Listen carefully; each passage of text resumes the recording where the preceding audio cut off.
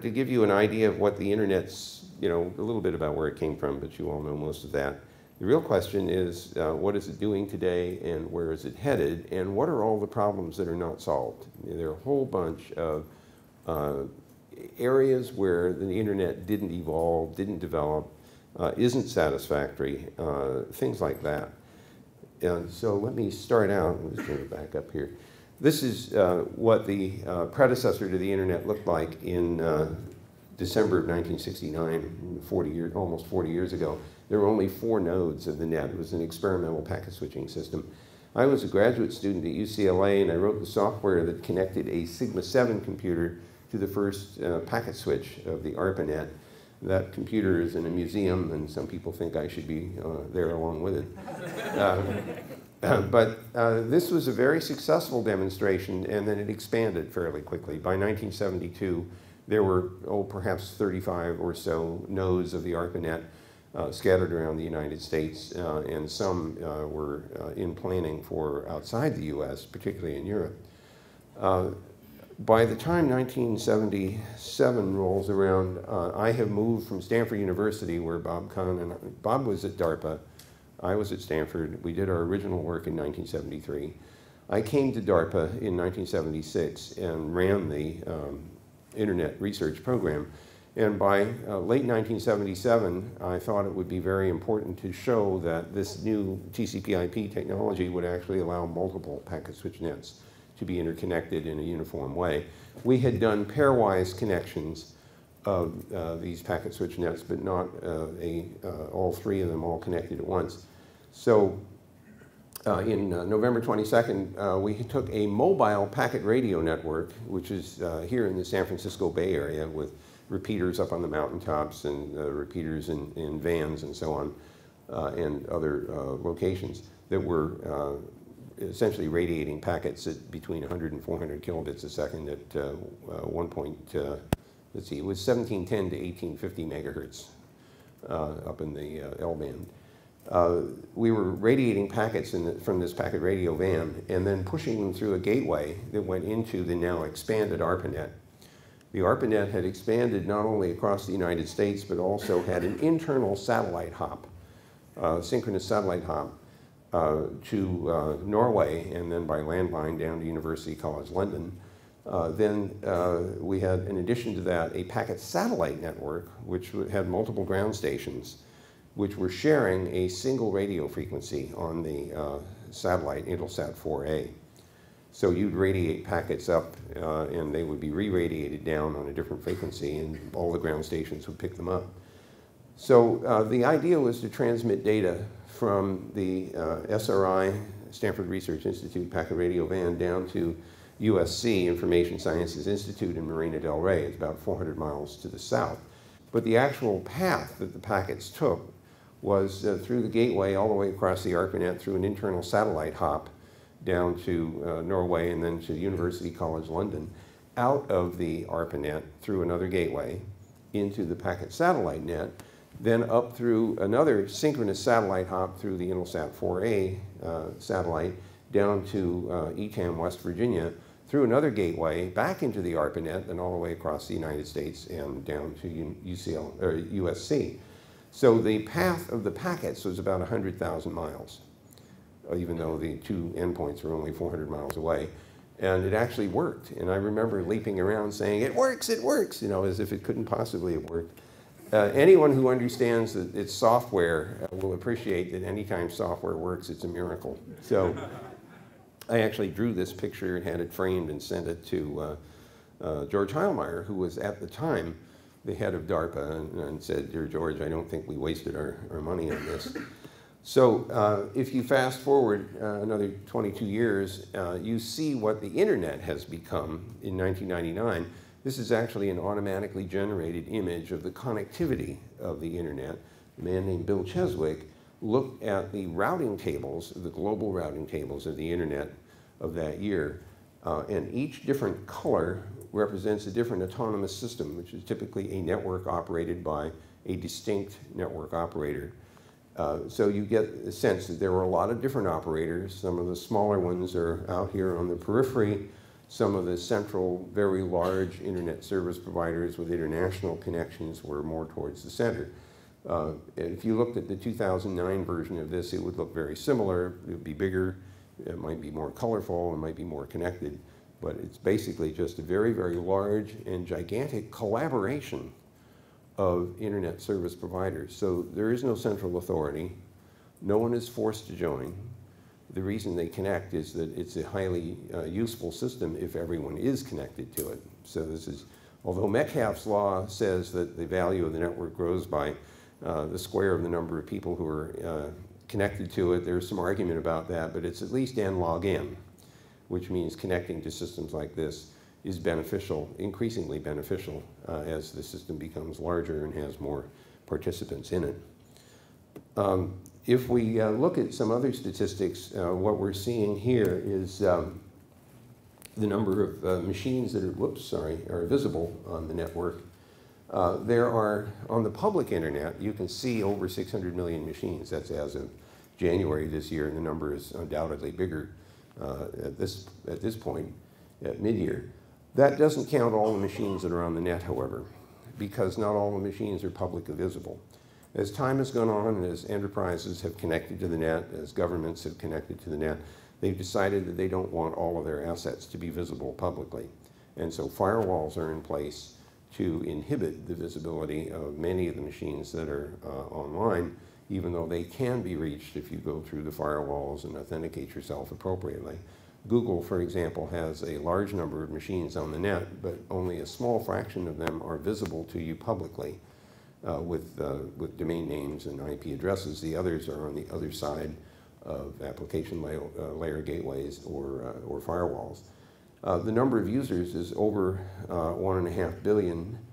And interestingly enough, another phenomenon in the course of all this growth has been the rapid escalation of the number of mobiles that are in use. That, in fact, 3.5 billion is low. It's probably more like 4 billion now, with possibly as many as 1 billion mobiles going into use every year.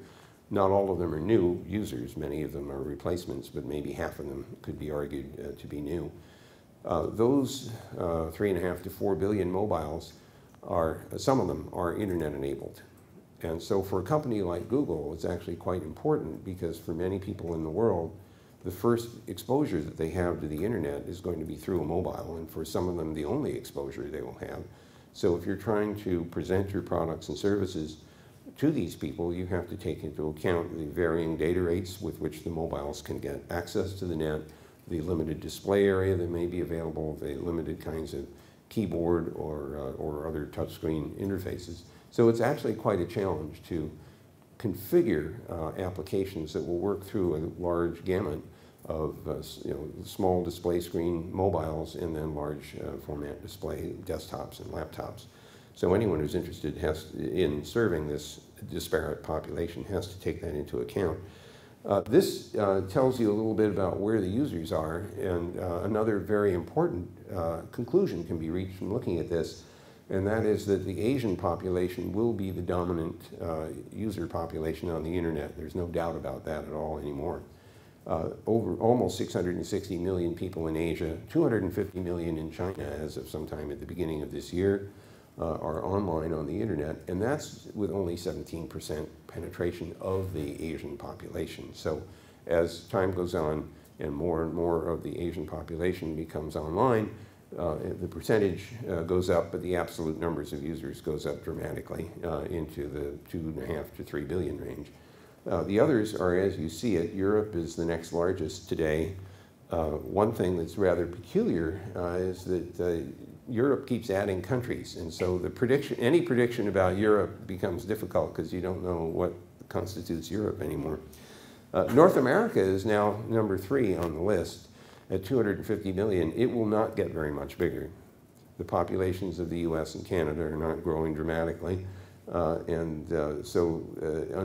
under no circumstance will the North Americans be the dominant force anymore on the internet, even though the internet started there and the heavy penetration, as you can see, at 74%. So what you see in the US may be indicative of what it's like to have a large fraction of the population online, but by no means will the North Americans dominate the content of the network or the application space over the long term. It will just be part of the picture. This is a chart which is important to motivate only one thing. The only line in here that's important is the one that's going down. That's not the Dow Jones average, and it's not the GDP or anything. It's the number of internet addresses that are still left that can be allocated by the regional internet registries who allocate IP address space to the internet service providers. That address space is going to be exhausted sometime around the middle of 2010 or 11. There are 4.3 billion unique addresses available in IP version 4, which is what you're running. That choice of 32 bits was made in 1977 when the project was only 4 years old, and 1 year of debate had gone on about how large the address space should be. Now, I was in charge of the project at ARPA at the time, and this 1 year debate didn't resolve itself. And I said, well, we have to move on. We gotta get something done here. And that big demonstration was on my mind. And so I said, look, you can't make up your mind. Some people wanted variable length addresses, and the programmers said that was a terrible idea because you'd waste cycles trying to find the fields of the variable length packets. So they didn't like that, and we just discarded that. The only other two options that were on the table were 32 bits and 128 bits. And at the time, remember, this is an experiment, I had trouble believing there was any rational argument that would require you to have 128 bits of address space to do an experiment. So I said, okay, it's 32 bits, it's 4.3 billion addresses, it's enough to do an experiment, and if it works, then we will do the production version.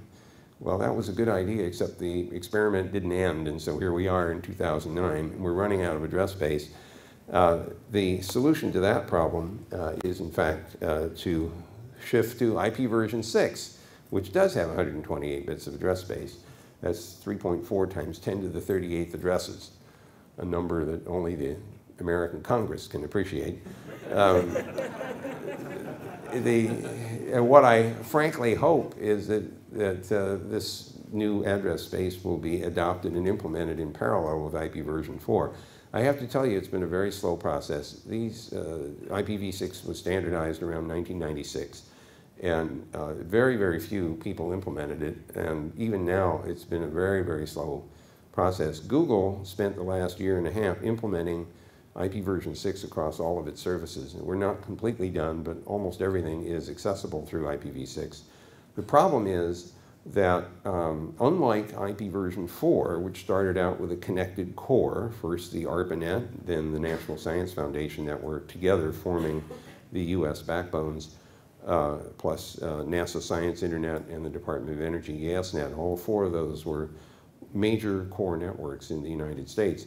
They were all interconnected with each other, and they were all using IP version 4. So when you connected to any of them using IP version 4, you were connected with everything else. IP version 6 is not coming up that way. It's coming up in little spots around the net. And so we have a spotty, and possibly disconnected collection of IP version 6 implementations. You can tunnel between the networks, between the IPv6 nets using the IPv4 backbones, but it's a very brittle way of implementing. So I am pushing very hard to try to get as many people as possible to get the IPv6 implementations done and to adopt a liberal interconnection policy in order to have a fully connected IPv6 network. I think anyway, that as the deadline approaches where the v4 address space is going to run out, more and more people will pay attention to the problem. The trouble is that they will do it in a crisis, and I think engineering in a crisis is a very bad idea. So I continue to preach sermons about introducing IPv6 in parallel with IPv4 as soon as possible. I want to come back to the mobiles for just a second because they represent a very interesting feature to be introduced into the network that wasn't really there before. It has the property that you carry your information window around with you on your hip or in your purse. And it's clearly not just a phone. These are all programmable devices. They're all just sort of waiting for more downloads of software to run new applications. We're very excited about these at Google. In fact, our excitement extended to the point where we actually implemented a new operating system called Android. We made it available free of charge in source code form. The whole idea was to put a platform out there that people could treat, first of all, we hope it's more secure than some of the others are, but second, it's intended to allow people to download new applications and to freely run them. That's all, to the good. I have to say, though, that if you use your mobile to do anything, you're confronted with all of its various constraints and limitations. One thing that has occurred to me is that when you walk into a room like this, your mobile might become aware of devices like this high-res projection unit, or you walk into a hotel room and there might be a web TV keyboard or something. It would be kind of nice if there were standards so that the mobile detected these devices and recognized there were other I/O things available besides the mobile itself. And so those are the sorts of things that we might look forward to in time. The other thing which we can see at Google is that when people use their mobiles to interrogate the net, to do various searches, they frequently ask questions related to where they are. So this means that geographically indexed information is becoming increasingly valuable. And so people who go to the trouble of associating geographical location with information can monetize that. Well, I sort of understood this intellectually, but I didn't really viscerally appreciate it until my family went on a holiday in it's Page, Arizona. There's a big lake called Lake Powell. And we decided to go and rent a houseboat and go out on the lake. So while we were driving into this small town of Page, Arizona, someone pointed out that there weren't any grocery stores on the lake and that we had to buy all of our food before we launched the boat or we wouldn't have anything to eat. So that turned the conversation to meals and what did people want to cook. Somebody said, why don't we make paella while we're on the boat? And I thought that was a really good idea, but I didn't know where I could find saffron. Where could I find saffron in Page, Arizona? So I got my BlackBerry out and I was getting a good data connection. So I went to the Google homepage and I typed saffron, Page, Arizona grocery store. And I got back 3 responses with telephone numbers and little maps showing how to get to the store. I clicked on one of the phone numbers, the phone rang, voice answers, and I said, may I speak to the spice department, please? Now, remember, this is a small store. It's probably the owner of the store. I said, this is the spice department. I said, do you have any saffron? And he says, I don't know, but I'll go check. And he runs off, and he comes back, and he says, yes. So I follow the map, and I run into the store, and I buy $12.99 worth of saffron. And as I was walking out of the store, I realized what had just happened, because in real time, as I needed it, I got exactly the information required to get that 0.06 ounces of saffron. I didn't get the answer, it's 1,500 miles away in New York City. And so it made me a real believer in the utility and value of having good geographically indexed information, which allows you to localize the kind of searching that you're doing. Well, as time goes on, I have seen a variety of things, appliances, connected to the internet that I certainly never expected to see in 1973. Things like refrigerators or picture frames or things that look like telephones, but they're actually voice over IP computers. But I like the one in the middle. This is a guy in the Netherlands who built an internet-enabled surfboard. And I don't know him, but I have this little image in my head of a guy sitting on the water, thinking, well, while he's waiting for the next wave, thinking, if I had a laptop in my surfboard, I could be surfing the internet while I'm waiting to surf the. So he actually built a laptop into the surfboard, put a Wi-Fi server back on the rescue shack, and now he sells this as a product.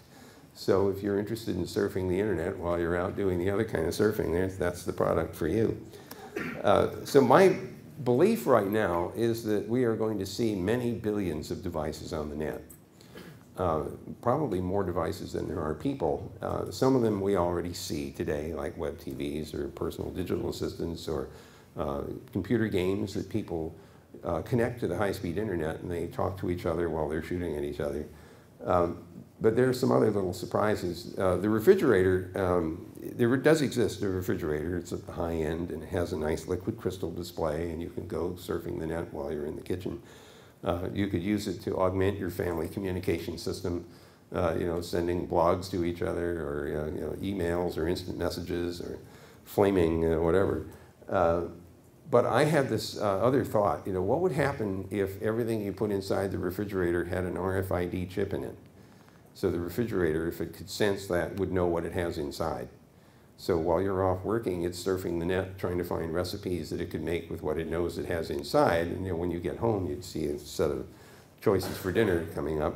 You could extrapolate that. You could be on vacation, and you might get an email, and it's from your refrigerator. And it says, you know, I don't know how much milk is left, but you put it in there 3 weeks ago, and it's going to crawl out on its own. Or maybe you're shopping, and your mobile goes off. It's your refrigerator again. Don't forget the marinara sauce. I have everything else I need for spaghetti dinner tonight. You know, the bad part about these kinds of scenarios is that our Japanese friends have invented an internet-enabled bathroom scale. And you step on the scale, and it figures out which family member you are based on your weight, and sends that information to the doctor to become part of your medical record. And on the surface, I think that's okay. The trouble is that the refrigerator is on the same network. And so if it gets the same information, you know, it may just put up diet recipes on the display, or maybe just refuses to open it, you know. There are a lot of other things that, you know, I don't have time to really go into in detail, but I did want to mention another class of system which is increasingly common on the net, and that's sensor networks. And I want to give you an example of one of them. I'm running an IPv6 wireless network in my house. It's used to instrument every room, and every 5 minutes it collects temperature and humidity information and light levels. And that gets recorded every 5 minutes for every room in the house. My motivation for installing this, but it's a commercial product. This one happens to come from a company called Archrock in the Bay Area. There's another company called Crossbow, which makes similar kinds of equipment. So these are becoming commercially available. This is not a science project in the garage or anything. This is real commercial quality stuff. Part of my motivation for putting this thing together was to have a year's worth of data about the heating and cooling in the house, so that at the end of the year I could go over this with the building engineer and talk about whether the heating and cooling system had done its job well. Did I get reasonably uniform cooling or reasonably uniform heating or not? And if not, then you know what changes should be made to the way the system was working. But there is one room in the house which is particularly sensitive. It's the wine cellar. And this needs to be kept below 60 degrees Fahrenheit and preferably 60% humidity so the corks don't dry out. So that one has been alarmed. And if the temperature goes above 60 degrees, I get an SMS on my mobile saying, you know, that we breached the 60-degree mark. This actually happened to me when I was visiting Argonne National Laboratory last year. Just as I was walking into the building for a 3-day stay, my mobile went off. It was the wine cellar calling. Your wine is just heated up beyond 60 degrees, and every 5 minutes for the next 3 days, I got this little warning saying your wine is warming up. Unfortunately, my wife was away on a holiday, and so she couldn't go and repower the cooling system. By the time I did get home, the wine had gotten up to 70 degrees Fahrenheit. That's not the end of the world, you know, but it wasn't good news either. So I called the Archrock guys, and they said, hey, do you guys make actuators as well as sensors? And the answer was yes. So one of the projects is to install the actuator so I can remotely turn the cooling system back on again while I'm away. Now that obviously has to be access controlled because I don't want the 15-year-old next door to turn my cooling system off while I'm away. You know, I don't need that kind of help. So I thought, well, you know, there's other information that I can get from observing the data that's being collected from the wine cellar. For example, if somebody goes in and turns the lights on, I can actually detect that because the changing light level should be signaled.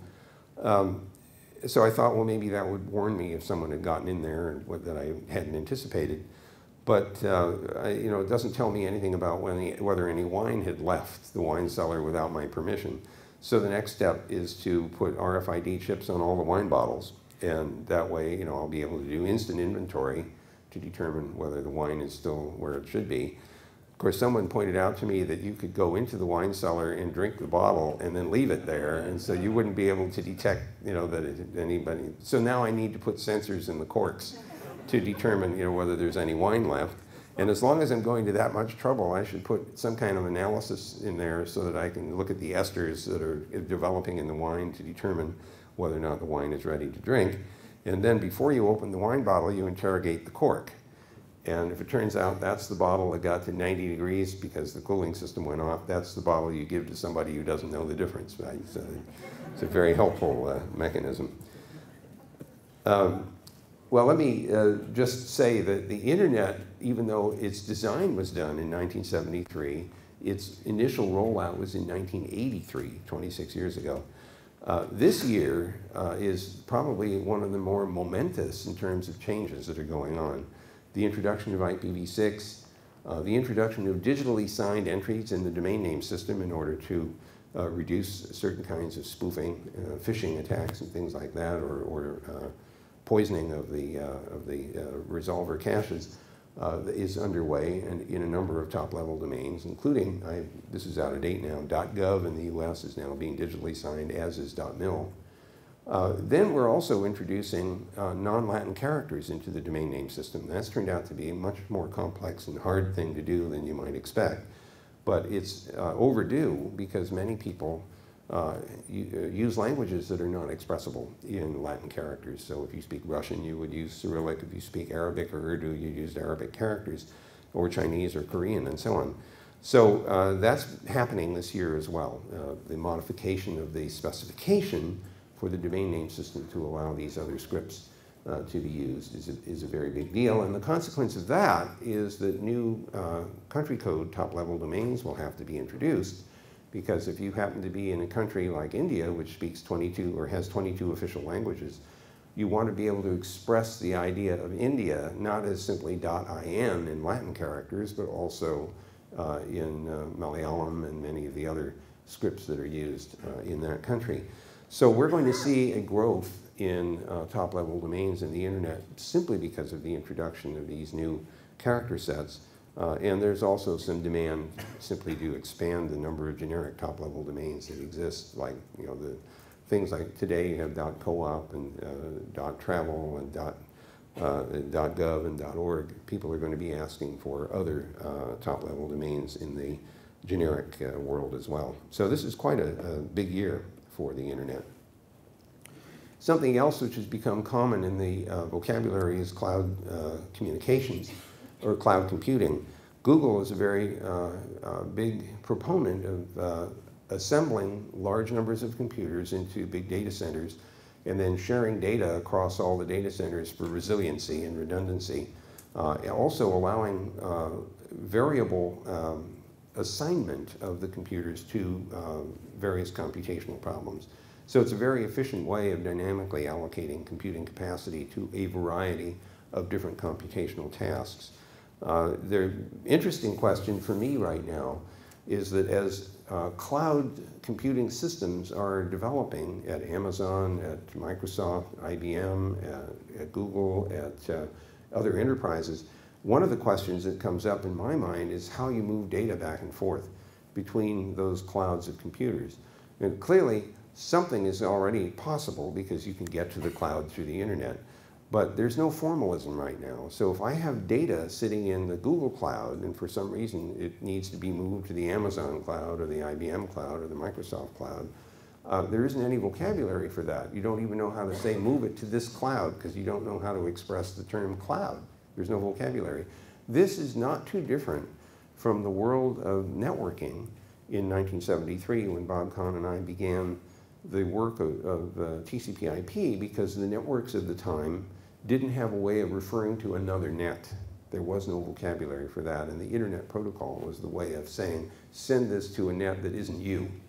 And now we may need to have a way of saying, send this to a cloud that isn't you. By the way, if the data in the cloud is protected with access control, how do I send knowledge of that access control regime to the other cloud? What metadata do I have to send? How should I express it? How should I express the permissions that the parties who have access have to manipulate the data, to look at the data and the like, or share the data? So this is an open area for research. There are little bits and pieces of exploration of this idea happening today, but no coherent standards have emerged yet. just to emphasize the fact that even though the internet's been around for quite a long time, operationally for 26 years now, there are a lot of things that are not satisfactory. For one thing, it's not secure enough. And it's not a question of simply encrypting data between the hosts on the net. There needs to be security introduced at all layers in the layered architecture.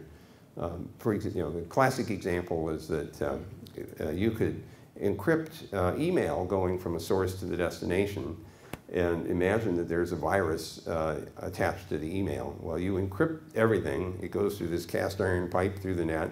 Nobody can see the virus. It gets decrypted at the other end and then, of course, does its damage on the other side. So cryptography does not solve that particular security problem. It may solve other problems, like exposing higher level protocols to view, which abusers can use to mount certain kinds of attacks against the TCP layer, for example. If you encrypt that end-to-end, you can't mount that particular attack. But there are all kinds of authentication issues that have not been addressed. We don't know, for example, statistically, how the internet behaves. We have lots of measurements, but it's not like the phone system. Mr. Erlong examined the phone system 100 years ago and said the average telephone call is about 3 minutes and it has a nice bell-shaped distribution curve, but the internet doesn't behave that way because people keep inventing new applications that have different statistics. And so there isn't any such thing as the average statistical behavior of a task or an application on the net. And as the network's capacity increases, people come up with new applications that make very different kinds of demands. It's particularly weird if you're using the World Wide Web and you're clicking around by pointing at things. Small amounts of data are going back and forth, and all of a sudden you click on something and you get a 100 megabit file transfer taking place. And so you have these wild variation at the edges of the net in terms of the capacity that's required. I'm not going to go through all of these, but I have a couple I wanted to highlight especially. We've done a very bad job of dealing with mobility in the internet.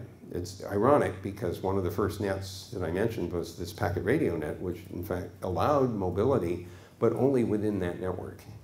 It didn't take into account the idea of moving from one place in the internet to another, maintaining a connection as you go from one internet access point to another. Because today that changes your IP address, and changing an IP address destroys the TCP connection. I just didn't recognize that at the time as a serious problem, partly because computers of the day filled up several rooms, cost several $1 million, and you didn't put them in your pocket. And so that scenario just didn't filter in.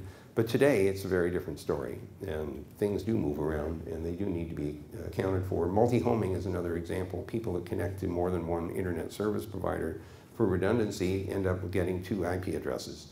And that creates a real problem because you can't meld together traffic coming from multiple sources independent of the path and have them all be the same IP address. They actually look like distinct paths, and that's not good. We don't use broadcast very well. We take a broadcast radio channel like the 802.11 Wi-Fi and we turn it into a point-to-point link. We don't actually recognize in the protocol sense that when you radiate over the radio, multiple sites may actually hear the same data. Or if you're radiating from a satellite, if you had the right protocols, you could take advantage of the fact that hundreds of thousands or millions of receivers get the same information. We just don't have protocols to do that, even though the underlying communication system is capable of delivering that service. So it's an area where we could do a lot better. So there are lots of other things that I don't want to take too much time on. I briefly mentioned authentication. This is something we do very badly in the net today. We don't have a strong way of assuring you that you've gotten to the correct host on the net.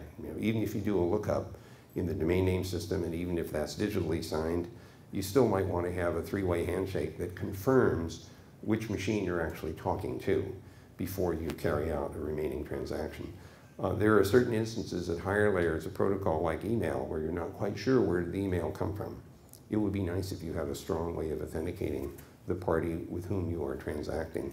And so introducing strong authentication at various places in the network architecture would allow us to do things that today are not very feasible.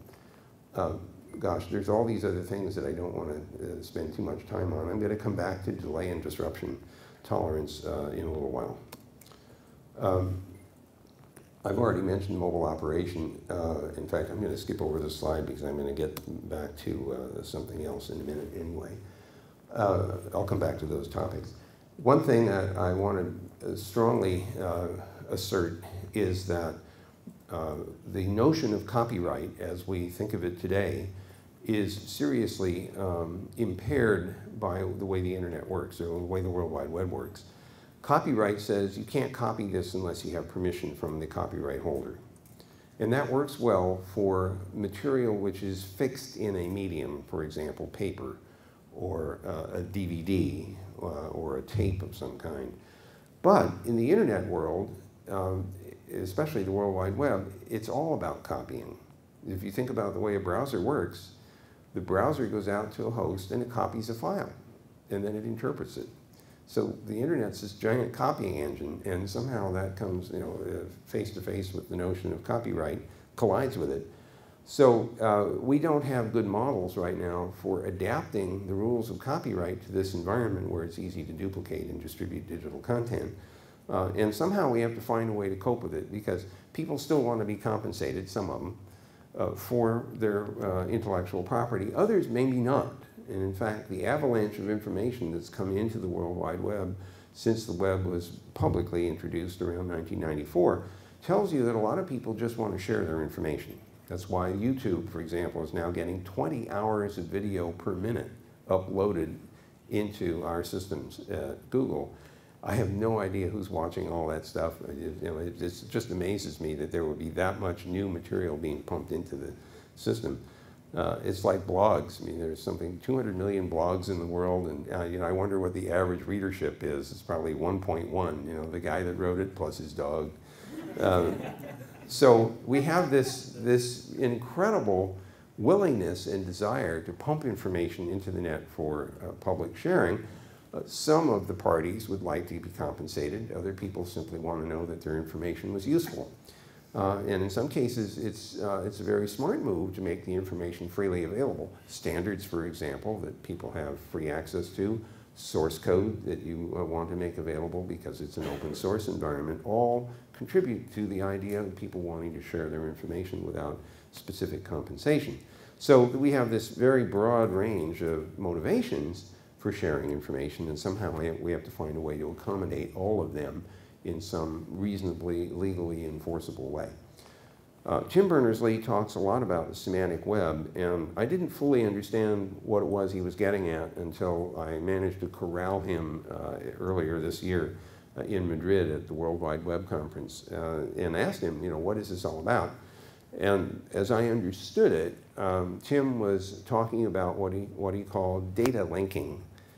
And what he's basically, the way I'm interpreting this, he's saying that we have a lot of information in the internet that's contained in databases that are not made visible and discoverable through web crawling, because the web crawlers mostly see things as HTML or XML, and they index that. Certainly that's what we do at Google. But we don't dive down into the databases. It's in fact very hard to do that, because a lot of the databases are content is only visible because you initiate an SQL query, for example. I can't imagine trying to have a web crawler which finds a database and then sits there for days at a time asking every possible question, and it doesn't even know what question to ask because it doesn't know what the contents of the database are. So we need some way of making the contents of the databases more visible. We also have to have some way of interpreting the data so that if we get some of it, we know what it means and what to do with it, how to process it, how to manipulate it, how to share it, how to join information from multiple databases. And that's my understanding of what Tim is trying to do, is to make the dark content of the internet visible and usable. Every single day when you sit down and use your laptop or your desktop, and you create documents, you create videos, you create complex simulations, you do a lot of things with software, the outcome of which is very complex files. And those complex files don't mean anything in the absence of the software that knows how to interpret them. So imagine for a moment the extreme situation. It's the year 3000. You've just done a Google search, and let's even assume you're using Windows 3000. And I know you, well, I'm sorry, Kevin is looking very unhappy about that, but this is a hypothetical, Kevin. You're using Windows 3000 and you've just turned up a 1997 PowerPoint file. So now the question is, does Windows 3000 know how to interpret that file? And the answer is probably not. But you know, even that's not an unfair dig at Microsoft. Even if it was an open source software thing, it's not clear that this stuff would survive and be maintained for over 1,000 years. So the question is, how on earth do we continue to make the data that we're accumulating interpretable and meaningful over long periods of time? It's truly embarrassing to go to, let's say, one of these special libraries that have many manuscripts in them, vellum manuscripts from 1000 AD that are still very readable. They're beautiful, in fact. They may be illuminated manuscripts. They've lasted 1,000 years. And then, you know, you walk in there with your little DVD, and the librarian says, and how long do you expect that to last? And it's really two questions. How long will the medium survive? You know, and then how long will you have a piece of equipment that can actually read it? And how long will you have software which can take the bits that have been read and interpret them successfully? Well, I've had many discussions with librarians on this point. And I remember sitting in a meeting where one young fellow got up and made the brash statement that this wasn't a problem, and that you know, the important information would be upgraded and rewritten in new applications so that it would survive, and the stuff that didn't get rewritten wasn't important, and so nobody would care anyway. It took about half an hour to get the librarians off the ceiling because they pointed out correctly, in my view, that sometimes you don't know what information is important for 100 years or more. And at NASA in particular, I want to say that this can be very, very important for scientific reasons. Reanalyzing earlier data in the light of new understanding of new models and new theories can be very, very powerful. The problem now is not only interpreting the bits and what values did they mean, but what conditions apply, under what conditions were these data collected? What metadata needs to be present along with the actual measured material in order to make it possible to continue to understand and use and reanalyze the information? These are hard problems, and they deserve some serious attention. If we don't pay attention to them, we end up with what I've been calling a bit rot problem, where all the data just eventually evaporates because it isn't useful. And it doesn't take very long for that to happen. It's already happening now. As a small example, if I produce PowerPoint slides on my Mac, and then I take the file over to a PC running with Vista, for example, some of the imagery which might have been captured as TIFF files isn't interpreted successfully on the Microsoft PC version. And I'm not literally, I hope you'll believe me that I'm not sitting here trying to skewer Microsoft at all. It's just an example of the difficulty of maintaining the interpretability of different formats over a reasonable period of time. So this is something we really need to attend to. Let me finish by bringing up a status report on a project that was started in 1998 at the Jet Propulsion Laboratory and continues now to be pursued in a larger context now with NASA and MITRE, and Kevin Fall is deeply involved in this activity from Berkeley Intel, among others. It started out as a kind of a hypothetical question.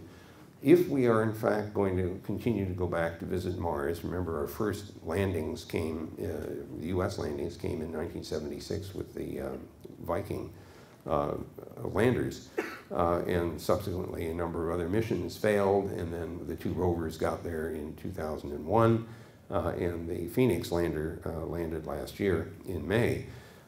We were thinking at JPL, well, what would happen over longer periods of time as more complex missions were required, where multiple spacecraft, multiple devices on the surface, mobile equipment, spacecraft flying in tandem? What kind of communication would be useful for them to have something richer than a point-to-point radio link, which is mostly what we've been doing? Well, we've been using this deep space network since 1964 to reach various spacecraft, some of which are very, very far away, and the radio signals are very faint. These are 70-meter dishes located in 3 places around the surface of the Earth, in Madrid, Spain, Canberra, Australia, and Goldstone, California. And there are some other smaller 34-meter dishes that are in the same complex. So these things are being used to communicate with spacecraft that may be in orbit around a planet or maybe down on the surface of Mars. The rovers, interestingly enough, the ones over here on the to your left, landed over 4 years ago, and they were originally intended to transmit data straight back to Earth through the Deep Space Network, through some high-gain antennas. When they turned the radios on, they overheated. And the consequence of that was they had to reduce the duty cycle to avoid the radios hurting themselves. They were only scheduled to transmit 28 kilobits a second.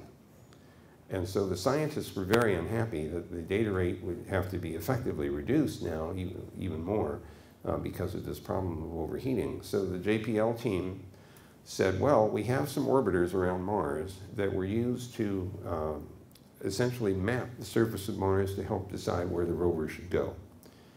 But they still have radios on board, they still have processing on board, they still have power available from their solar panels, and the rovers could be reprogrammed because there was another radio, it was an X-band radio, which didn't have the same ability to communicate all the way back to Earth, but it could get up to the orbiters. And so they reprogrammed the orbiters and the rovers to transmit data up, where the orbiter would hold on to the data, and then when it got to the right place in its orbit, it would transmit the data at 128 kilobits a second back through the Deep Space Net to Earth. So this store and forward operation emulates the way the internet works. Well, this was the direction that we were heading in when we started this idea back in 1998, before the rovers were in operation. And in fact, that particular solution worked so well that when they landed the Phoenix lander in May of last year on the North Pole of Mars, they implemented this store and forward design because there wasn't any direct path to go from the Phoenix lander back to Earth. So we had 2 very very visible worked examples of store and forward networking in lieu of point-to-point radio links. So that got very exciting for us. And we thought the scientists would appreciate having alternatives to that. Just a brief commercial, by the way. If you have not already gone to Google Earth and clicked on the Saturn icon and picked up Google Mars, you really should try it because it's a very exciting piece of work. I mean, I'm not going to show it here, but you can fly around Mars like you can fly around Earth, and you can zoom down and get some really high-res pictures and steer around in them as if you were on the rover looking, and you can zoom in to see what's going on. So it's pretty exciting. Well, when we started this project of making a more elaborate internet design for space applications, we actually thought we could use the TCPIP protocols. That idea didn't last very long. Part of the reason is that we realized that the speed of light was too slow and the distance between the planets was astronomical, literally. So between Earth and Mars, the distance is anywhere from 35 million to 235 million miles, changing as a function of their location in the orbits. And the delay is anywhere from 3.5 minutes to 20 minutes one way, and of course double that round trip. So a lot of the TCP protocols are interactive. You know, they sort of, flow control, for example, is very simple. You basically say to the other guy, I've run out of buffer space, please stop sending. Well, if you're just on the other side of planet Earth and it takes a few tens or maybe 100 milliseconds to get that message over there, the flow control works pretty well. But if it's 20 minutes before the other guy hears you say stop, he's transmitting at full speed and the data falls on the floor. So flow control didn't work very well. Then there's this problem of celestial motion. The planets have a habit of rotating and we haven't figured out how to stop that. So if there's something on the surface of the planet and it rotates, you can't talk to it until it comes back around, or maybe a satellite has a similar problem. So this space communication is both variably delayed and also disrupted. And as we started working through those problems, we realized that we had a delay and disruption tolerance problem, and we had to invent a new suite of protocols, which Kevin has been very helpful at developing, called DTN protocols, for delay and disruption tolerant protocols. So we've now implemented those and have been doing a lot of terrestrial testing. I want to go back to that for just a second. We did a lot of terrestrial testing. We have now begun doing testing at interplanetary distances. So last October, NASA gave us permission to upload the DTN protocols to something called the Deep Impact spacecraft. That was the one that visited a comet a couple of years ago and launched a probe to find out what the interior of the comet looked like. So we uploaded the protocols in October and sent about 300 messages back and forth over October and November. And the protocols worked extremely well. We didn't lose any data, and there were actually a few power failures that we recovered from to show that the protocols were actually quite robust. Since that time, we've been given permission to upload the protocols to the International Space Station. So we're now doing testing with some equipment that's already on board the space station. And in August or September of this year, we're going to reload the protocols again to the Deep Impact spacecraft, which has been renamed Epoxy because it's on its way out to visit a new comet. So we'll have a three-way interplanetary network to test during the course of the latter months of this year. We're hoping at the end of the first quarter of 2010 to actually have a processor on board Intelsat 14, which can also have these new DTN protocols. So we have a 4-node system in order to test that and verify that the protocols work. Our purpose here is primarily to space qualify the protocols, because once we've demonstrated that they work, we can offer them not only to NASA, but to all the other spacefaring countries around the world, and if they in fact will adopt these protocols. Okay, so the whole idea here is not that we should just build a big interplanetary backbone and hope that somebody will use it. What we're saying is that you standardize the protocols so that every spacecraft that gets launched has these standards on board, and if you want to use previous assets that are out there, they'll be compatible.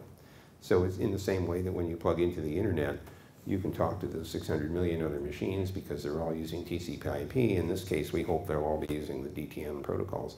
And if that is acceptable to the spacefaring nations, then over time we will literally grow an interplanetary backbone, and over many decades perhaps.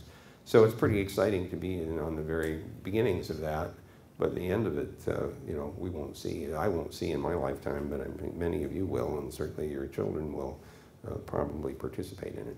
So that's all the formal remarks. I realize I went more than my 45 minutes, but I'm happy to do Q&A, and I understand dinner is not too far away from here, so we can spend a few minutes chatting and then the rest of it over dinner. Is that okay? All right, well, thank you for your time.